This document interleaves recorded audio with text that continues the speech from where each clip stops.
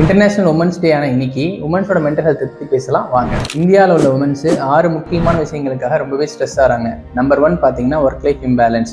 முன்னெல்லாம் பார்த்தீங்கன்னா women's home மேக்கராக இருந்தாங்க. பட் இன்னைக்கு பல்வேறு துறைகளில் போயிட்டு ஒரு சாதனை பெண்ணாக விளங்குறாங்க. ஆனாலும் சோதனை என்னன்னு பார்த்தீங்கன்னா வீட்டில் அவங்க தான் சமைக்கணும், அவங்க தான் பாத்திரம் கழுவணும், அவங்க தான் குழந்தைங்களை பார்த்துக்கணும். ஸோ வெளியும் வேலை பார்க்குறாங்க, வீட்லேயும் வேலை பார்க்குறாங்க. ஸோ ஒர்க் லைஃபுடைய பேலன்ஸ் அவங்களுக்கு ரொம்பவே டிஃபிகல்ட்டாக இருக்குது. நம்பர் 2 பார்த்தீங்கன்னா சோஷியல் அண்ட் கல்ச்சரல் எக்ஸ்பெக்டேஷன். அப்படின்னா என்னன்னு பார்த்தீங்கன்னா பெண்களுக்கு நியாயமான விஷயங்கள்ல சில கோரிக்கை இருக்கு, கல்வியில், அவங்களுடைய திருமணத்தில், அவங்களோட வேலை வாய்ப்பில். பட் இதுக்கெல்லாம் இந்த சோ கால்டு கல்ச்சரல் ஸ்டாண்டர்ட் ஒரு முட்டுக்கட்டையாக இருக்கும்போது அவங்க ரொம்பவே ஸ்ட்ரெஸ் ஆகிறாங்க.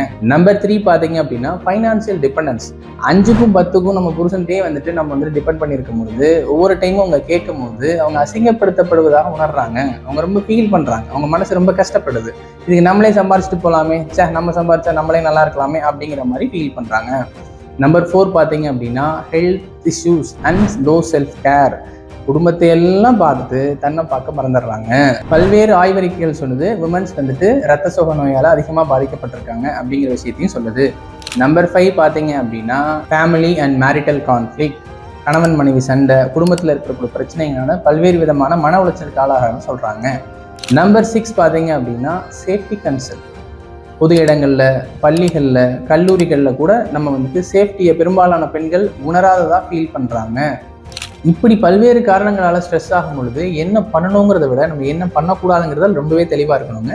என்ன பண்ணக்கூடாது அப்படின்னா ஸ்ட்ரெஸ்ஸாக இருக்குது அதுலேருந்து வெளியே வரேன்னு சொல்லி போட்டு சர்வலோக நிவாரணின்னு மக்கள் நினைக்கக்கூடிய மொபைல் ஃபோனை யூஸ் பண்ணக்கூடாதுங்க. மொபைல் ஃபோனை ரொம்ப யூஸ் பண்ணுறது, ஸ்க்ரோல் பண்ணுறது, உட்காந்த இடத்துலையே இருக்கிறது ரொம்ப நேரமாக, அதுலேயே டைம் ஸ்பெண்ட் பண்ணுறது, இது பல்வேறு விதமான உடல்நல மனநல பிரச்சனையை மறுபடியும் ஏற்படுத்தும்.